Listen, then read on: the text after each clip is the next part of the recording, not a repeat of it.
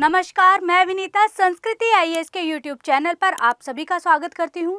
आज हम बात करने वाले हैं भारत और बांग्लादेश की जो जल संधि है उसके नवीनीकरण के बारे में। देखिए अभी हुआ क्या था, अभी 21 और 22 तारीख की अगर बात करें तो जो बांग्लादेश की प्रधानमंत्री हैं शेख हसीना, वो भारत के दौरे पे आई थी और इस यात्रा के दौरान उन्होंने शनिवार को जो भारत और बांग्लादेश के बीच में रेल संपर्क, जो समुद्री सहयोग है, सैन्य शिक्षा, स्वास्थ्य है, मत्स्य पालन और जो हमारी डिजिटल साझेदारी है, इसके लिए अलग अलग क्षेत्रों के लिए इन्होंने समझौतों पर साइन करे। और वहीं एक चीज़ और उभर कर सामने आई है कि जो 1996 में एक जल संधि हुई थी गंगा जल को लेकर, जो हमारी गंगा नदी है जो भारत और बांग्लादेश दोनों ही देशों में बहती है, उसके इस जल को लेकर एक संधि की गई थी 1996 में और ये तकरीबन हुई थी शायद 12 दिसंबर के आसपास ये जल संधि हुई थी। इसको अभी समाप्त हो जाना है, यानी कि 2026 में ये समाप्त हो जाएगी। 30 साल के लिए ये समझौता हुआ था। अब ये जब समाप्त हो रही है तो यहाँ पर दोनों देशों ने बैठकर क्या निष्कर्ष निकाला है कि हम जो अपनी संधि समाप्त हो रही है उसको फिर से नवीनीकरण करेंगे और उसी के लिए हम तकनीकी स्तर पर आपस में बातचीत करेंगे। ये पूरा मामला था। पर ये चर्चा में क्यों बना हुआ है क्योंकि जो हमारे यहाँ की वेस्ट बंगाल की जो सीएम है यानी कि मुख्यमंत्री हैं ममता बनर्जी, उन्होंने इस पे आपत्ति जताई है। ये सारा मामला हम जानेंगे कि क्यों आपत्ति जताई है, क्या इसके कारण हैं, आगे क्या क्या हो सकता है और ये जो जल संधि थी ये थी क्या, क्यों की गई थी और इससे क्या हमारे भारत और बांग्लादेश के संबंधों में क्या बदलाव आए थे। चलिए आगे बढ़ने से पहले देख लेते हैं कि हमारे संस्थान द्वारा आईएएस के सामान्य अध्ययन के लिए फाउंडेशन कोर्स स्टार्ट किया जा रहा है, जिसमें प्रीलिम्स प्लस मेंस दोनों की ही तैयारी आपको कराई जाएगी और ये हाइब्रिड कोर्स है, यानी कि आपको ऑफलाइन और ऑनलाइन दोनों ही माध्यम से आप इस कोर्स में दाखिला ले सकते हैं, प्रवेश ले सकते हैं। इसमें बहुत सीमित सीटें हैं, तो फटाफट से अपनी सीट को सुनिश्चित कीजिए, फ़ोन उठाइए और यहाँ पर प्रवेश लीजिए। हमारा जो दिल्ली ब्रांच में स्टार्ट होने वाला है इसका बैच वो 28 जून को शुरू होगा। आपके लिए फ़ोन नंबर है 9555124124। इस नंबर पर कॉल कर आप सारी जानकारी ले सकते हैं या हमारी वेबसाइट पे भी आप विजिट कर सकते हैं। चलिए बढ़ते हैं अपनी न्यूज़ की तरफ कि हम किस चीज़ पर बात कर रहे थे। देखिए चर्चा में क्यों है, जैसा कि मैंने आपको बताया कि प्रधानमंत्री ने क्या घोषणा करी है कि हमारी जो जल संधि थी जो समाप्त होने वाली है अभी 2026 में, उसको हम नवीनीकरण करेंगे और उसके लिए भारत और बांग्लादेश तकनीकी स्तर पर आपस में बातचीत करेगा। तो ममता बनर्जी ने क्या कहा है, ममता बनर्जी ने ये आपत्ति जताई है कि इससे रिलेटेड हमारी राज्य सरकार से केंद्र सरकार ने कोई बातचीत नहीं करी है। यानी कि उन्होंने एक पत्र लिखा है। किसे पत्र लिखा है, तो हमारे जो प्रधानमंत्री हैं नरेंद्र मोदी, उन्हें पत्र लिखा है और उसमें ये कहा है कि आपने जो राज्य सरकार है उससे किसी भी तरीके का कोई परामर्श नहीं किया और ये केंद्र सरकार का एक तरफा निर्णय है। ये उन्होंने आपत्ति लगाई है, आरोप जताया है। अब देखिए ऐसा क्यों कहा है उन्होंने, क्योंकि जो ये पूरा मामला है यानी कि जो जल संधि है, जो जल आता है वो कहाँ आता है, बांग्लादेश में आता है, क्योंकि वहाँ से एक डैम बनाया गया, फरक्का बांध बनाया गया है गंगा नदी पर और यहाँ से जो जल है वो क्या किया जाता है, हुगली नदी है एक जो पश्चिम बंगाल से निकलती है, उसमें इसका ट्रांसफ़र किया जाता है। ये सारा मामला क्या है वो आगे देखेंगे। तो यहाँ क्या किया गया है, क्योंकि ये पूरा मामला किस पे अफेक्ट करेगा, अगर यहाँ पे जल से संबंधित कोई भी चेंजेस होते हैं तो किसको अफेक्ट करेगा, ये पश्चिम बंगाल को। इसीलिए ममता बनर्जी ने हावड़ा नगर की जो नगर पालिकाएँ हैं और जो नगर निगम है उनके अध्यक्षों के साथ बैठक करी, वहाँ पे उनकी अध्यक्षता करी और वहाँ पर भी उन्होंने ये कहा है कि जो भाजपा है उसने पश्चिम बंगाल की जो लोगों की आजीविका के बारे में विचार किए बिना क्या किया है, ये जो फरक्का संधि है इसके नवीनीकरण की बात कही है। क्यों आजीविका क्यों कहा जा रहा है, क्योंकि जो ये जल आता है इससे ये जो पूरा एरिया है इसके आसपास का, यहाँ के जो किसान हैं उनकी खेती कहीं ना कहीं प्रभावित होगी, इसलिए ममता बनर्जी ने ऐसा कहा है। और साथ ही साथ उन्होंने ये भी कहा है कि हम अपने जो अधिकार हैं और जो हमारे संसाधन हैं उन्हें कहीं भी अपनी सरकार को यानी कि केंद्र सरकार को नहीं छीनने देंगे, हम उसके लिए संघर्ष करेंगे। और केंद्र सरकार उनकी ज़रूरतों को और उनकी जो आकांक्षाएं हैं उनकी अवमानना नहीं कर सकती। वहीं कुछ लोगों का ये भी कहना है, कुछ लोग ये भी कहते हैं कि जो अभी हमारी सरकार ने जो भी निर्णय लिया है, यानी कि पीएम ने जो निर्णय लिया है कि हम नवीनीकरण करेंगे 2026 में जो हमारी जल संधि समाप्त हो रही है, वो एक बांग्ला विरोधी मानसिकता का प्रदर्शन करता है। अब ये सारी बातें क्या थी? ये सारी बातें थी पश्चिम बंगाल की जो मुख्यमंत्री हैं उन्होंने ये कहा। इसके जवाब में सूत्रों का क्या कहना है? वो ये कहते हैं कि केंद्र सरकार ने काफ़ी पहले ही आंतरिक समीक्षा समिति के लिए एक प्रतिनिधि की मांग करी थी। किससे मांग करी थी?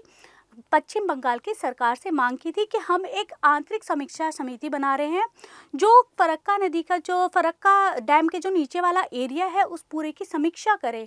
तो उसके लिए एक प्रतिनिधि की मांग करी थी और जिसके लिए जो वहाँ की सरकार है उसने अगस्त 2023 में ये कहा था कि हमारे राज्य के सिंचाई और जलमार्ग विभाग के जो इंजीनियर हैं उन्हें अपने प्रतिनिधि के रूप में नामित किया था और कहा था कि ये इस बात का सारा मामला देखेंगे। अब उन्होंने उस एरिया की पूरी निरीक्षण करा और क्या निष्कर्ष निकाला कि अगले 30 सालों में हमें इस एरिया के लिए कितने जल की आवश्यकता है, क्या क्या चीज़ें हमें चाहिए, वो पूरी मांगे लिख के क्या किया गया। जो ये सिंचाई और जलमार्ग विभाग के जो सचिव हैं, मुख्य सचिव हैं, उन्होंने इस बैराज के पूरे निरीक्षण की जो अवगत कराई गई रिपोर्ट थी, जो एक इंजीनियर ने उन्हें अवगत कराया था, वो अप्रैल 2024 को केंद्र सरकार को दे दी। अप्रैल 2024 को केंद्र सरकार को दे दी। तो केंद्र सरकार का ये कहना है कि हमारी तरफ से राज्य सरकार को पहले ही सारी बातें बताई जा चुकी थी। अब इन दोनों के बीच में वाद विवाद चल रहा है, सारी चीज़ें हो रही हैं। आगे क्या निर्णय होगा वो हम आप सबको बताते रहेंगे, चैनल पे देखते रहिएगा। जो भी निर्णय आएगा वो आपको बता दिया जाएगा। आगे बढ़ते हैं और देखते हैं कि हमारी जो आज की न्यूज़ है इसके प्रमुख बिंदु क्या हैं। सबसे पहले जो जल संधि की गई थी 1996 में, वो कितने साल के लिए की गई थी? वो की गई थी 30 साल के लिए और ये 2026 में ये समाप्त होने वाली है। और अभी हुआ क्या? इसके नवीनीकरण की बात एकदम से उभर कर क्यों सामने आई? क्योंकि जो हमारी पीएम हैं, यानी कि अभी जो हमारी लोकसभा के चुनाव हुए हैं, उसके बाद हमारी जो केंद्र सरकार बनी है उसमें पहली बार, उसके बनने के पहली बार हमारे यहाँ पे 21 और 22 जून को बांग्लादेश की प्रधानमंत्री शेख हसीना ने यहाँ की यात्रा करी। ये इसीलिए इम्पॉर्टेंट हो जाता है क्योंकि अब की बार तीसरी बार जो मोदी सरकार हमारी बनी है उसके बाद पहली बार किसी देश के प्रधानमंत्री ने यहाँ की यात्रा करी और उसके बाद ये सारे विवाद उभर कर सामने आए हैं। तो हमारे एग्जामिनेशन पॉइंट ऑफ व्यू से ये बहुत इंपॉर्टेंट हो जाता है। तो यहाँ पर कौन आई है? सबसे पहले ये याद रखिएगा कि सरकार बनने के बाद सबसे पहले कौन सी प्रधानमंत्री आई हैं? तो हमारी बांग्लादेश की प्रधानमंत्री आई हैं। क्या नाम है उनका? शेख हसीना यहाँ पर आई हैं। अब मामला क्या है कि पश्चिम बंगाल की जो मुख्यमंत्री हैं उन्होंने आरोप लगाया कि राज्य सरकार से इस संधि से रिलेटेड जो नवीनीकरण किया जा रहा है उसके लिए कोई अवगत नहीं कराया गया, कोई बातचीत नहीं की गई है, जिस पे हमारी जो केंद्र सरकार है उसने प्रतिक्रिया की है कि केंद्र सरकार ने पहले ही राज्य सरकार को अवगत करा दिया था और ये सारी बातें पहले ही हमारी जो बांग्लादेश की सरकार है उसे पता थी। तो ये जो बातें फैलाई जा रही हैं बांग्लादेश की सरकार के द्वारा, ये सब झूठी हैं, ये झूठी बातें हैं। उनको पहले ही यहाँ के जो जलमार्ग सिंचाई विभाग के जो सचिव हैं उन्होंने पूरे इस एरिया के निरीक्षण की एक रिपोर्ट उन्हें सौंप दी थी कि हमें अगले 30 सालों के लिए किन किन संसाधनों की ज़रूरत है। ये सारी बात सामने आई, ये सारी चीज़ें हमें समझ में आए। अब सबसे पहले ये जान लेते हैं कि फरक्का बैराज यानी कि फरक्का बांध है क्या। देखिए, सबसे पहले इसका जो निर्माण कार्य शुरू किया गया था, कब किया गया था? 1951 में इसका निर्माण कार्य शुरू किया गया था। और वहाँ पर है क्या, ये कहाँ पर बना हुआ है, किस नदी पे बना हुआ है? तो ये याद रखिएगा, ये गंगा नदी पर बना है। गंगा नदी पर बनाया गया है। क्यों? क्योंकि उसके पानी को क्या किया जाता है, हुगली में ट्रांसफ़र कर दिया जाता है, इसलिए इसे बनाया गया। अब जब ये बना था, जब इसका निर्माण कार्य शुरू हुआ, तो उस टाइम पर क्या हुआ करता था, हमारा बांग्लादेश का जन्म ही नहीं हुआ था, बांग्लादेश था ही नहीं। उस टाइम पे क्या था, ये पाकिस्तान था, पूर्वी पाकिस्तान के नाम से ये जो देश है ये था। उसके बाद क्या हुआ कि 1971 में भारत और पाकिस्तान के बीच में युद्ध हुआ। भारत और पाकिस्तान के बीच में जब युद्ध हुआ तो क्या किया गया कि उस युद्ध के बाद परिणाम स्वरूप हम कह सकते हैं, उस युद्ध के बाद जो हमारा बांग्लादेश है, बांग्लादेश बना, यानी कि जो पूर्वी पाकिस्तान था वो पाकिस्तान से अलग होके एक अलग देश के रूप में बन गया, जिसका नाम क्या पड़ा, बांग्लादेश। अब हमारे आप सभी लोग जानते हैं कि भारत और पाकिस्तान के संबंध कैसे हैं, बहुत ही खटास वाले संबंध हैं, उनके संबंध अच्छे नहीं हैं। लेकिन जो भारत और बांग्लादेश था बना, जो बांग्लादेश, इन दोनों के संबंध 1971 से ही बहुत अच्छे थे, बहुत अच्छे संबंध इनके रहे।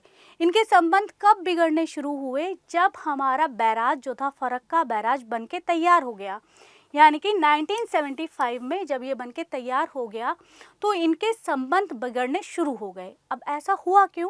क्योंकि जो गंगा नदी थी उसका पानी कहाँ जाता था, बांग्लादेश में जाता था।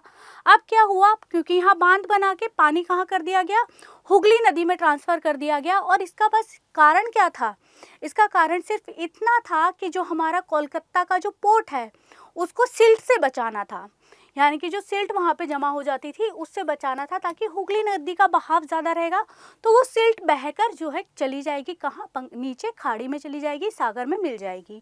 ये इसका मुख्य उद्देश्य था। लेकिन इसके कारण से हुआ क्या, जो बांग्लादेश है उसके पास पानी कम जाने लगा, गंगा का पानी जब कम हो गया तो इनके बीच में विवाद उभरने शुरू हो गए। और किया क्या गया कि इसके बाद से जो बांग्लादेश है उसने इस बात पर जोर देना शुरू कर दिया कि जो हमारा ये जल का प्रवाह है, क्योंकि गंगा नदी जो है एक अंतर्राष्ट्रीय नदी है, दोनों देशों से होकर बह रही है, तो इसके जल के लिए हमें आपस में बैठ के कोई समझौता करना चाहिए। अब इससे पहले हुआ क्या था, देखिए 1972 में एक संयुक्त नदी आयोग भी बना था जिसे JRC कहते हैं, इसकी भी स्थापना की गई थी और इसमें दोनों देशों के जल समझौतों के शर्तों पर बातचीत करने के लिए बनाया गया था। और गंगा नदी में जब अनुकूल मौसम होता है, यानी कि जब बारिश का मौसम होता है, तो क्या किया जाता था, भारत की हुगली नदी में इसको नियंत्रित रूप से जो है इसका पानी ट्रांसफ़र किया जाता था। बांग्लादेश इसका भी विरोध करता था और कहता था कि हमें पानी ज़्यादा चाहिए। तो ये सारी चीज़ें थी जिसको लेकर के क्या बना था, JRC की स्थापना की गई थी कि ये सारी समस्याओं को देखेगा, समझेगा और फिर इसका निराकरण करेगा। अब जब 1975 का मामला हुआ, यानी कि जब फरक्का बांध बन के तैयार हो गया और उसकी वजह से जो विवाद उत्पन्न हुए, तो उसके बाद क्या किया गया कि जो 1977 में जिया उर रहमान ने फरक्का बैराज के मुद्दे को संयुक्त राष्ट्र महासभा में उठाया, यानी कि कहाँ उठाया, UNGA में ही उठाया गया। और UNG ने उनके इस मुद्दे को क्या कहा कि आप द्विपक्षीय स्तर पर, यानी कि दोनों देश एक साथ बैठकर इस पर बातचीत कीजिए। उन्होंने आग्रह किया कि आप बातचीत से इस मामले को पूरे को सुलझा लीजिए। ये चीज़ आपको समझ में आई। अब उसके बाद क्या हुआ कि जो भारत में जो 1977 में बाबू जगजीवन राम थे, क्या किया, बांग्लादेश में यात्रा करी, बांग्लादेश की एक यात्रा करी और वहाँ पर फरक्का मुद्दे को हल करने के लिए एक समझौते पर साइन किए। यानी कि इन्होंने स्टार्टिंग कर दी कि हम इस मुद्दे को हल करना चाहेंगे और हम इसे हल करेंगे। उसके बाद 1996 में इस गंगा जल संधि, यानी कि फरक्का जो समझौता हुआ, इसके द्वारा एक संधि कर ली गई और जिसमें क्या बताया गया कि कितना कितना पानी दिया जाएगा। यानी कि अगर हमारा पानी 70,000 क्यूबिक के आसपास है तो दोनों देश 50-50% अपने पास रखेंगे, इससे ज़्यादा है तो कितना लिया जाएगा। ये सारी चीज़ें इसमें एक समझौते के तहत ये इन सब चीज़ों पे उनकी एक सहमति बन गई। चलिए आगे देखते हैं कि जो हमारा ये फरक्का बैराज की चिंताएं हैं, इससे जो चिंताएं हैं वो क्या हैं, कि यानी कि जो हमारा फरक्का बैराज है इससे क्या क्या चिंताएं उभर कर सामने आती हैं। पहली चीज़, जो हमारा पश्चिम बंगाल और बिहार ने क्या किया, जब ये जल संधि हुई, यानी कि 1996 में जब संधि हुई तो पश्चिम बंगाल और बिहार ने बहुत सी चिंताएं जताई। उन्होंने ये कहा कि गंगा नदी पर जो फरक्का बांध बना है उसके कारण कटाव हो रहा है, गाद और बाढ़ जैसी चीज़ें आने की संभावना रहती है, क्योंकि नदी के तलछट पे जो न्यूनतम छोटे छोटे अवरोध होते हैं उसके साथ बहने की अनुमति नहीं देता कि ये उसके साथ ये नदी बहे आगे। तो इन सब वजह से हमारे यहाँ पर बाढ़ आने की संभावना है। ये किसकी चिंताएं थी? जो हमारे पश्चिम बंगाल और बिहार की। अब इसी के साथ क्या था कि जो ऊपरी गंगा के वनों की कटाई और कटाव की बढ़ी हुई जो लवणता है, यानी कि जो ऊपरी गंगा में वनों की जो कटाई होती है और जो कटाव होता है उसकी जो खतरनाक वृद्धि होती है, यानी कि जो मिट्टी का कटाव होता है उसकी जो वृद्धि हो रही थी नीचे की ओर महत्वपूर्ण गाद जमा होने के कारण ऐसा बनता जा रहा था। क्या होता जा रहा था कि कटाई और कटाव बनते जा रहे थे और बढ़ी हुई लवणता के साथ ये मिलकर क्या कर दिया, इसने रेगिस्तानीकरण को बढ़ावा दे दिया। यानी कि जो गाद जमा हो रही है और जो कटाव हो रहे हैं उसके कारण रेगिस्तानीकरण को बढ़ावा मिल गया। अब ये जो बैराज है ये दुनिया में सबसे बड़ी आबादी वाला जो बेसिन है, यानी कि गंगा ब्रह्मपुत्र मेघना का जो बेसिन है उस पानी को डाइवर्ट करता है। ठीक है, ये बैराज क्या करता है, इस बेसिन के जो पानी है उसको डाइवर्ट करता है। तो कहीं ना कहीं उस बेसिन को अफेक्ट करेगा ही करेगा अगर हम इस संधि में कोई भी चेंजेस करते हैं तो। चलिए आगे देख लेते हैं कि भारत बांग्लादेश जो जल समझौता है वो है क्या।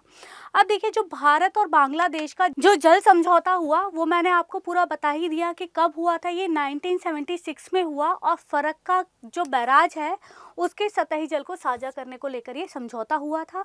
और ये बांध कब बनकर तैयार हुआ? तो 1975 में गंगा नदी पे बनकर ये बांध तैयार हुआ था। ये समझौता 30 साल के लिए किया गया था जो 2026 में अभी समाप्त होने वाला है। और इसका उद्देश्य क्या था कि पश्चिम बंगाल के राज्यों को जो कोलकाता का बंदरगाह है उसको सिल्ट से बचाने का इसका एक मेन उद्देश्य था।